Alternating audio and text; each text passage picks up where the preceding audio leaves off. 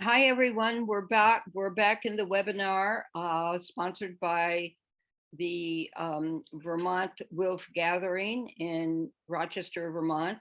And Gloria McMillan has given an excellent discussion on Ukraine and the oligarchs of Ukraine, for which she's done extensive research.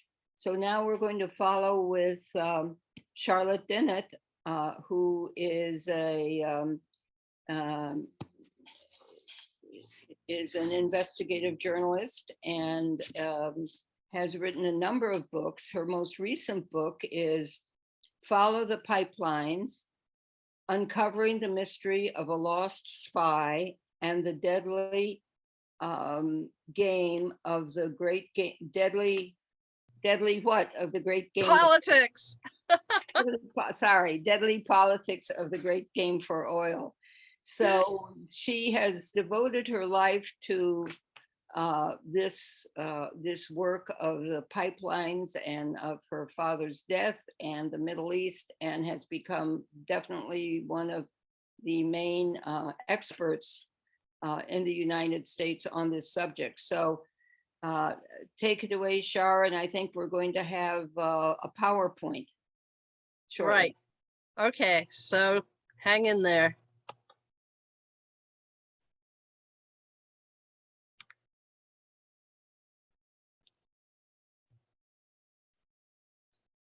All right, I'm just about ready to go. I have a slideshow.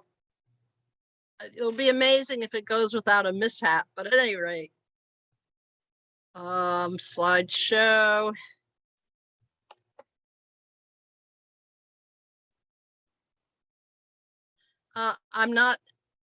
It's not working. Oh, there we go. From the beginning.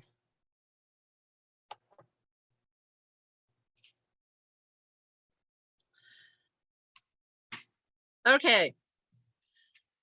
All right, the talk I'm about to give is mostly about Ukraine as the mother of all energy wars. But by way of introduction, I will explain how I found the missing link between Ukraine and the energy wars in the Middle East. And I do it by following the pipelines. That is the title of my book. And as you see, the background is a map that shows very critical pipelines, very essential to the story about Middle East conflicts. And as I said, that's the subtitle. The Lost Spy was my father. He was head of counterintelligence in the Middle East, and his last mission was to Saudi Arabia. He died in a plane crash. I've concluded he was one of the first victims of the great game for oil. This is a picture of the plane crash. It crashed in Ethiopia on March 20th, 1947. It killed all 6 on board. I got that through the National Archives. My quest began 25 years after the crash because I was 6 weeks old when it happened. And I had returned from the Civil War to the US. In my family's attic, I found a steamer trunk full of my parents' letters, including my father's last report and an obituary, which made mention of Saudi Arabia and that he was on a vacation junket to Ethiopia. I knew this was false, but why would they lie?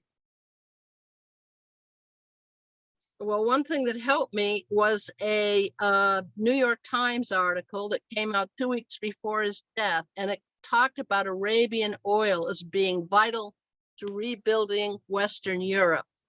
And the pipeline is pictured on this, but it's the dotted one. You can barely see it.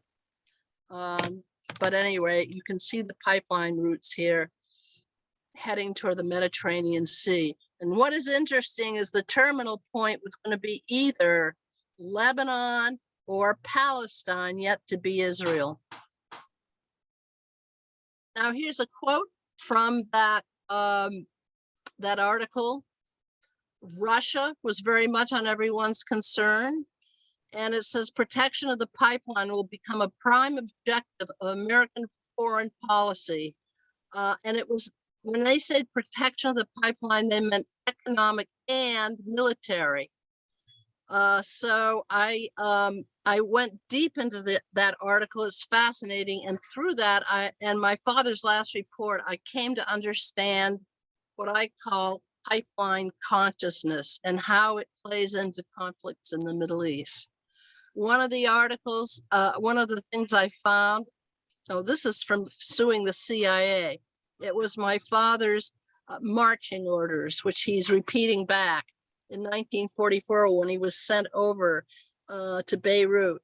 And it was heavily redacted, but one sentence was not. And it says, we must control the oil, which he meant of Saudi Arabia, at all costs. And so that becomes very critical in subsequent years when all different big powers are battling to control oil. So I had discovered the great game. But why has it become so deadly? One of the reasons is it's not just for profits. Oil is the fuel of the world's military machines. In fact, Germany lost both World War I and II because its tanks and fighter planes, that should be a typo, literally ran out of gas. A big lesson to any country that wants to be a superpower. And here are some of the players in the great game. We'll start with Zbigniew Brzezinski. He was one of the founders of the Trilateral Commission with David Rockefeller in 1973. He was very close to Rockefeller. He was largely instrumental in making Afghanistan Russia's Vietnam. He was Carter's national security advisor, and he worked on a covert plan to destabilize the Soviet Union. And one key way was to get the CIA to fund jihadists to fight the Russians in Afghanistan. That was a huge blow to them and is largely responsible for the dissolution of the Soviet Union. Now here is, guess who? Henry Kissinger, another. Very nice photo. Pardon me? Nice photo. Yeah, you like that photo? Mhm. Yeah, excuse me. Well, all right. Jerry. Yeah. Stop doing the dishes. Okay. Henry Kissinger. Yeah, this is him now, right? He was a player. He once said, if you control the oil, you control the world. And for this reason, oil remains the most important commodity in the world. And pipelines, as my father said, are the arteries of empire. Kissinger recently weighed in and said he thought that Ukraine should give up some territory, and he got a huge backlash on that. But I think that Kissinger was being a realist, that if this war keeps going on, it's gonna be very dangerous. Anyway, Putin would agree that pipelines are arteries of empire. Here he is putting his signature on one of the many that crisscross Europe and supply it with 40% of its energy needs.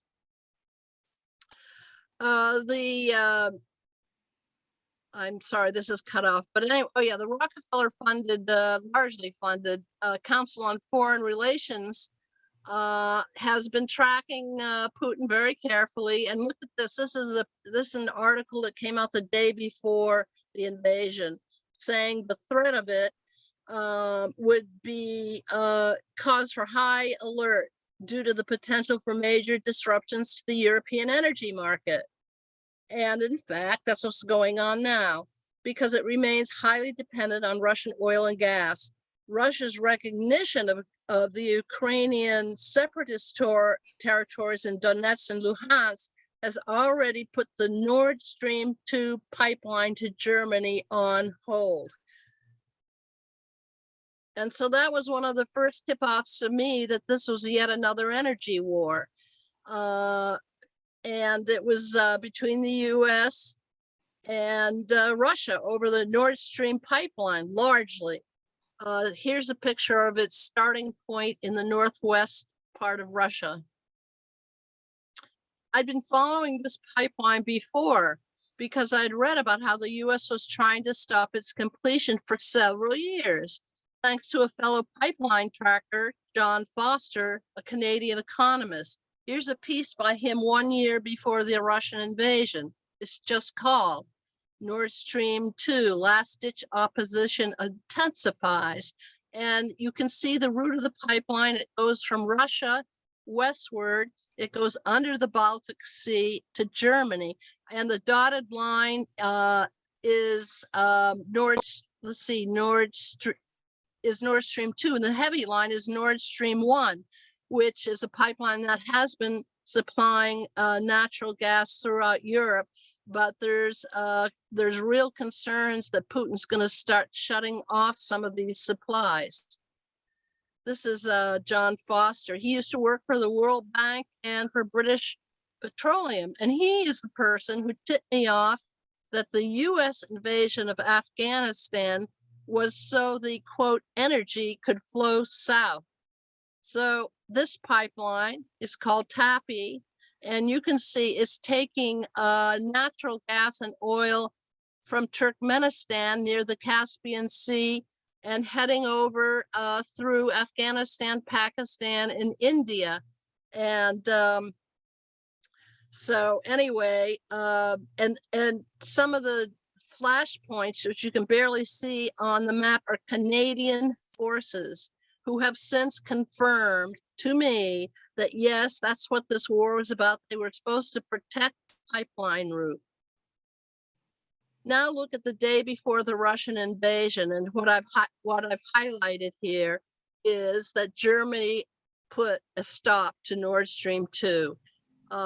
It didn't want to, but it finally caved to pressure. It was supposed to come online this September, and now Germany, right after the invasion, stopped to certify it. So this was a high priority, but how far back in time did this go? And here's where I provide historical and geopolitical context to understand the origins of this whole war and the energy component. Wait a minute, I'm going backwards, sorry. Well, who's this man? Anybody know who he is? Yeah, Dick Cheney, vice president under Bush.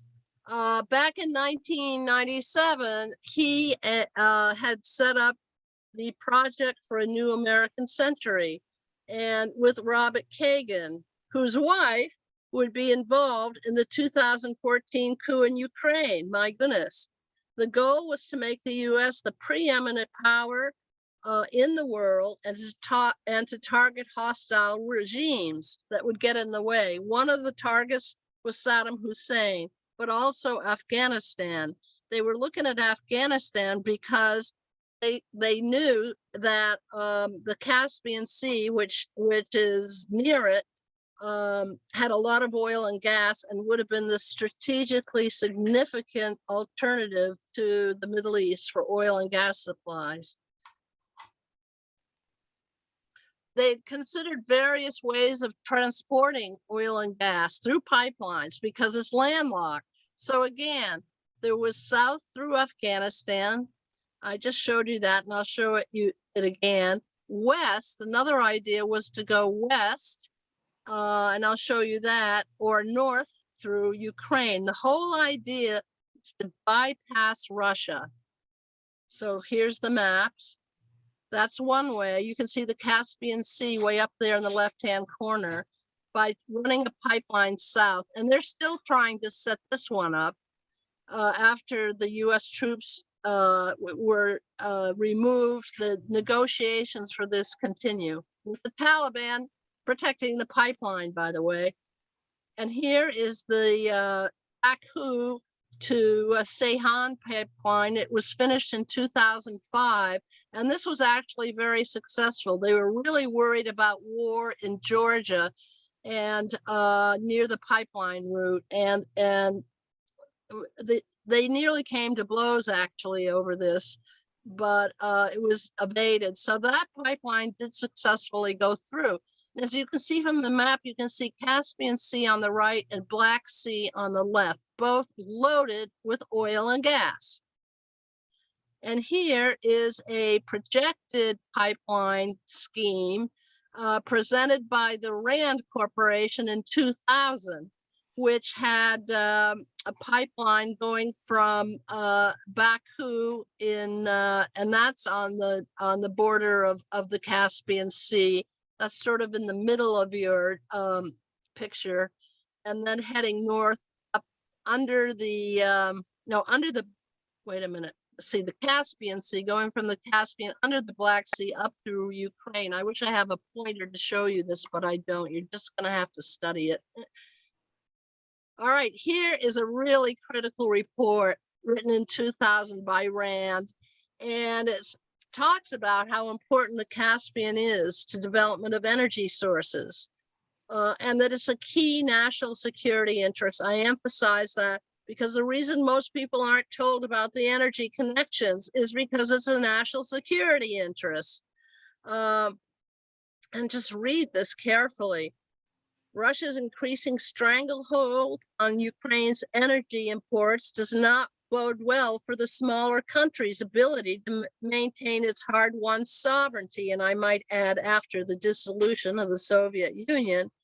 And it increases the risk that Ukraine will call on the US and its NATO allies to stand behind it against Russia. Wow, and that was way back in 2000. That was in 2000. Amazing. Yeah. Moreover, Moscow retains this goal of greater integration among the former Soviet states and looks askance at its neighbors developing closer ties with the United States and with the West, which Russia sees as a threat. And Ukraine is particularly significant because it was most active in courting US friendship. So anyway, and they get worried that Russia's ability to pressure Ukraine is increasing. Even as it receives most of its energy resources from Russia, most Russian exports of natural gas and oil must travel through pipelines on Ukrainian soil. So it's interesting because Russia relies on sending natural gas through these pipelines that are in Ukraine, and Ukraine depends on the transit fees that it gets from this. So up until now, there's been sort of a standoff, but either Kiev can shut down the Russian exports or the Russians can refuse to send more natural gas through there. So Europe is very edgy about this. This shows the whole pipeline network as it exists today. And as you see, Ukraine, a lot of them go through Ukraine. Now, Russia has turned off supplies to Poland and Belarus, which have been particularly hostile to Russia, it perceives. And so other European countries are worried if they're next. All right, here's a 2020 review. And it talks about Russia's announced war of conquering Ukraine's eastern regions and southern shores is hardly coincidental. These regions, including the Black Sea, now mainly controlled by Russia, account for over half of Ukraine's conventional oil, 72% of its natural gas. So anyway, this is also, let's see, I think this is also recent, it's cut off for me, but energy security looms large, and they're worried about the flow of natural gas going through those pipelines.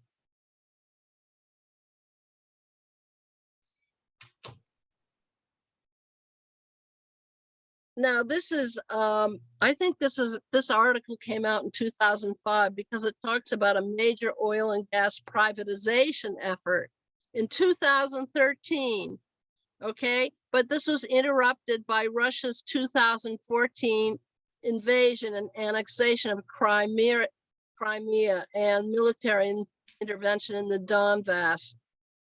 So what happened? This is talking about what's going on in 2013. You know, they're really anxious to privatize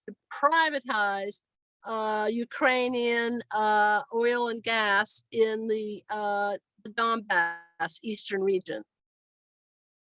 But this article doesn't even talk about the 2014 CIA coup that overthrew the pro-Russian president. In fact, if you watch all of the pro-NATO, pro-West analysis of the war in Ukraine, the one thing they leave out consistently is a CIA coup that happened in 2014 before the Russians invaded Crimea.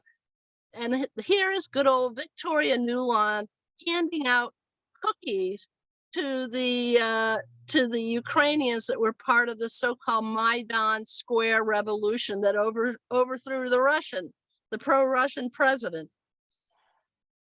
Her leaked phone call with a fellow State Department official had them plotting who would best be to replace him. Now she's one of the top State Department advisors to the Biden administration and a proponent of regime change in Russia. She once worked for Dick Cheney and is the wife of Robert, I think I've got his name in Rovic, of the 1997 Plan for a New American Century. Yes, Putin did invade Crimea. Meanwhile, what was the US up to? This is a 2015 article saying that the eastern region should not be overlooked. Also, it says, this 2015 article, Vice President Joe Biden announced that the US would bring in technical experts to speed up Ukraine's vast shale gas developments. And this was in eastern Ukraine. His son Hunter was appointed to the board of Ukraine's largest private gas producer, Burisma. When has the media ever told us that? Well, they say it was Burisma, not that it was the largest private gas producer, nor do they tell us that it holds licensing covering this key region in eastern Ukraine, which is now where the Russian troops have been invading. So after launching a new energy strategy in 2017 and licensing mineral extractions, a lot of American companies came in like Shell, I believe Chevron and Exxon were in there. Now, Ukraine's move to develop its resources has been thwarted by the Russian invasion. Oops, wrong place. So I'm winding up now. The mother of all energy wars, which is I am calling this, is likely to last months, if not years, as both sides dig in. Biden has said the US will support Ukraine, quote, as long as it takes. But Europe is edgy due to disruption of gas supplies. Germany is especially nervous about Nord Stream 1 and Nord Stream 2 no longer providing is vastly needed natural gas. Biden, meanwhile, has gone on to Saudi Arabia with hat in hand to get gas prices down. The famous picture. We all know that Mohammed bin Salman was implicated. He ordered the death of a critic of his regime, Mr. Khashoggi, who was dismembered by a hit crew sent there by Mohammed bin Salman, whose nickname is MBS, or Mohammed Bonesaw, because he actually cut up Khashoggi's bodies in pieces. In case you remain unconvinced at this point that the Ukraine war is an energy war between two giant nuclear armed petropolitics powers, that is Russia and the US, I suggest you just follow the pipelines and read my book, where you will see that it was pipelines have been responsible for earlier conflicts and endless wars. And I'll just show you a few maps. You can read about it in the book. There's the map about the Trans-Arabian Pipeline, 1947. It would elevate the U.S. into being a major power in the world. This is the Iraq petroleum pipeline, the southern one going to Haifa. And later on, the invasion of Iraq, one of the purposes of it is to restore that pipeline, which had been closed after the 1948 war that developed the state of Israel. Here, the map is showing massive oil and gas off the coast of Lebanon and Gaza. And as I go into the book, all these wars against the Gazans is because Israel doesn't want them to get access or to profit from their own share of the oil and gas right there in the Eastern Mediterranean. And Israel also wants to be an energy corridor and run pipelines throughout the Eastern Mediterranean. You can see up that coast. The thing is, right now, Lebanon and Syria have been largely flattened. They were the main resisting forces to this energy corridor. Finally, this is a competing pipeline schemes in Syria that has been related to the horrible civil war in Syria, which I believe was really an attempt to undermine the regime of Assad, and he was backed by Russia. So the book goes into that.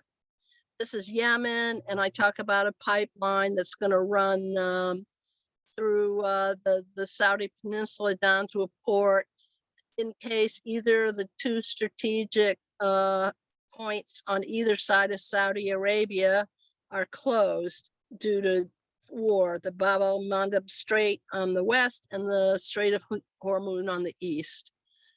So I think it's time we've got to do common cause with pipeline warriors and climate activists. Again, due to the heavy censorship of the role of oil and gas in endless conflict, many people are still unaware of this additional danger that fossil fuel companies and their accompanying lies bring to our endangered planet. So to end, I am suggesting that we align also with other pipeline warriors in the United States. This is just one example of where they're looking at how a pipeline scheme that starts in Massachusetts may end up shipping gas to Europe because there's a big push for the frack gas. Now they're making lots of money because of this Ukraine crisis, shipping oil and gas over to Europe. So that's it. And if you want to, yeah, I have one question. Yeah, go ahead. Yeah, so maybe you can get rid of the screen so we can see each other for a few minutes. Okay, so I would stop the share then, I think. Yeah. Okay, yeah. What I'm wondering about, and whether you've looked into it, have climate activists come out for ending the war in Ukraine? Because it seems to me that relocating all the pipelines, cutting off Russia, building new structures here and there is going to be devastating to the environment, not to speak of, you pointed out oil is bad once it gets into a car and we burn it, and that's bad for the environment. But building these pipelines and then getting rid of certain ones and building other ones, I just think is,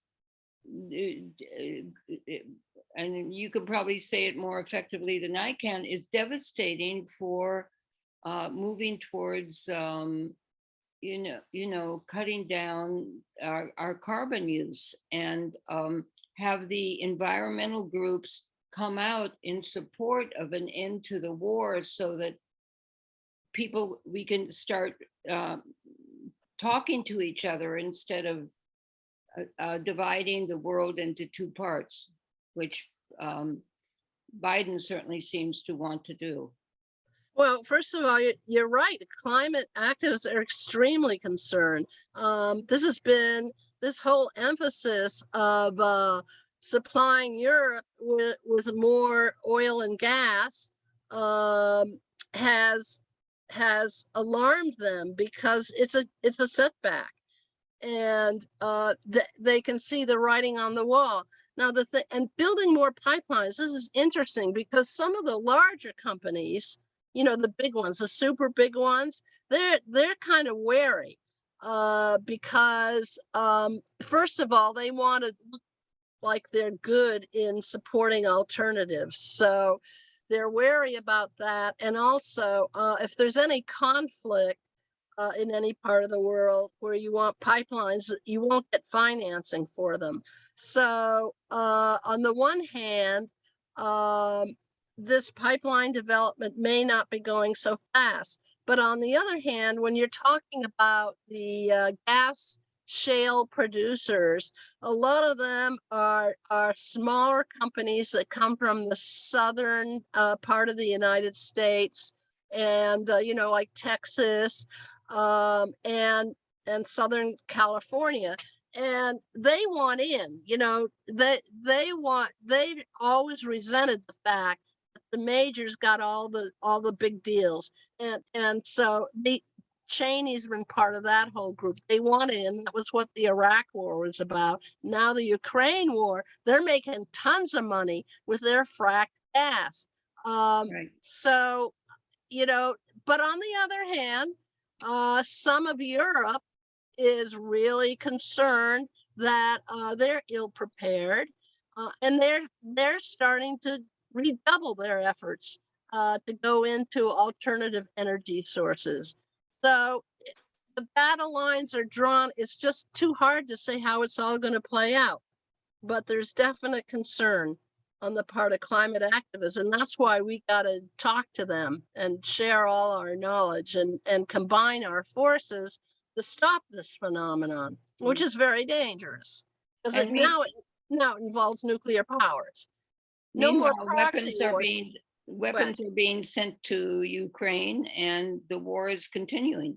Absolutely. And the weapons, what are the weapons for? Well, they're to help Ukraine for sure. But oftentimes what you'll find are the ultimate role of some of these weapons deals throughout the Middle East is, guess what? It's to protect the oil. That's what my father wrote in 1944. We got to protect the oil at all costs. And I've seen that mantra repeated over and over again, right up to the present.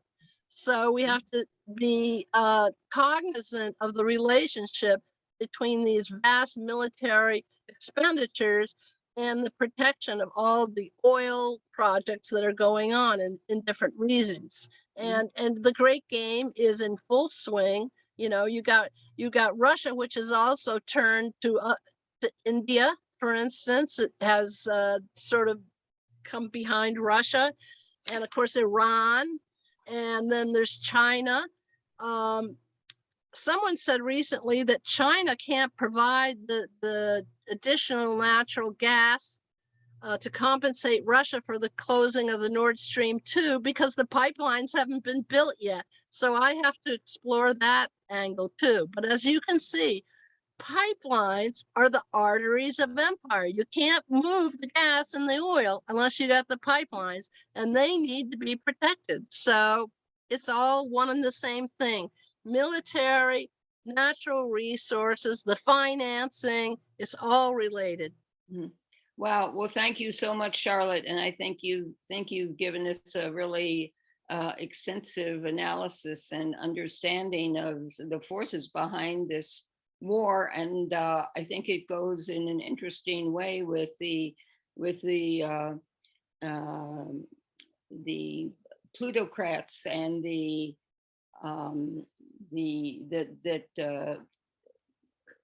that were discussed by Gloria.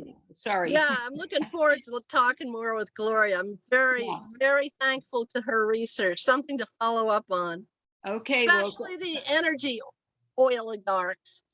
Yes. They'll be the biggest one, I guarantee you. They'll be the super billionaires. Wow. Yeah.